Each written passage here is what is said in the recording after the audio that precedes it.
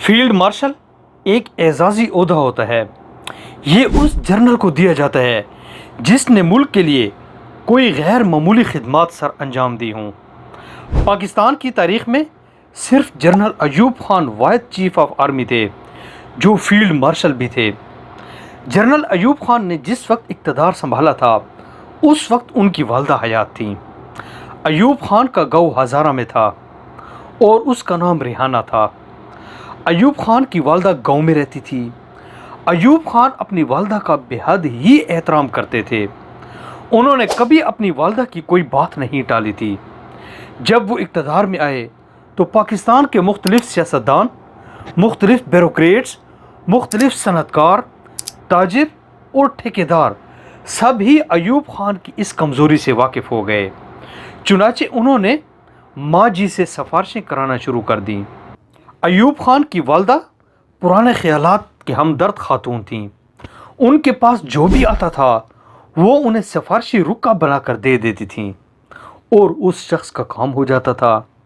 1966 میں جسٹس کے M سمدھانی Abbott آباد میں سیشن جج تھے۔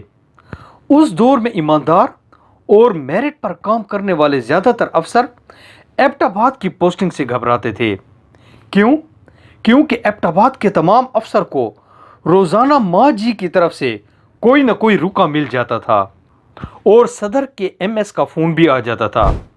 چنانچہ افسر ایبٹ آباد کی نوکری سے ڈرتے تھے۔ لیکن جسٹس سمدھانی ایک نڈر قسم کے جج تھے۔ ان کی ایبٹ آباد پوسٹنگ ہوئی تو وہ چپ چاپ ایبٹ آباد چلے گئے۔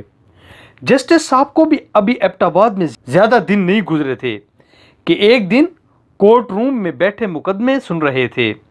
اچانک کورٹ روم میں ایک عورت داخل ہوئی، جج صاحب کی کرسی کے قریب پہنچی اور سمدھانی صاحب کے ہاتھ میں ایک لفافہ پکڑا دیا۔ سمدھانی صاحب نے حیرت سے عورت سے پوچھا، یہ کیا ہے؟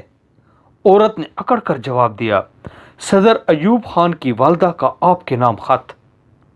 جج صاحب نے پوچھا، لیکن میری تو کبھی ان کے ساتھ کوئی رشتہ داری بھی نہیں ہے اور نہ کبھی ان سے کوئی ملاقات ہوئی ہے، پھر انہوں نے مجھے یہ خط کیوں لکھ دیا؟ خاتون نے جواب دیا، یہ سفارشی خط ہے۔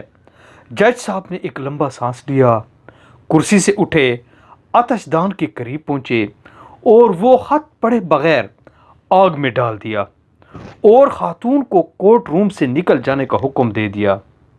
جج صاحب لکھتے ہیں کہ اس واقعے کے بعد میں جتنا عرصہ ایبٹ آباد میں رہا مجھے ایوب خان کی فیملی کی طرف سے کوئی رکا نہیں ملا۔ یہ واقعہ کیا ثابت کرتا ہے؟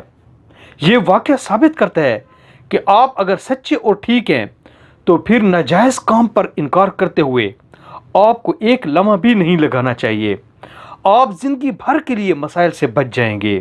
جیسے ہماری کہاوت ہے کہ ایک نہ سو سکھ، مطلب ایک بار کا انکار آپ کو پوری زندگی کے لیے سکھی بنا دیتا ہے۔ یہ زندگی الاسٹک کی طرح ہے، آپ اسے دوسروں کو کھینچنے کا جتنا زیادہ موقع دیں گے وہ اسے اتنا ہی زیادہ کھینچتے چلے جائیں گے۔ لہٰذا آپ اگر دوسروں کے دباؤ سے بچنا چاہتے ہیں تو شروع ہی سے انکار کرنا سیکھیے، آپ کی زندگی سکھی ہو جائے گی۔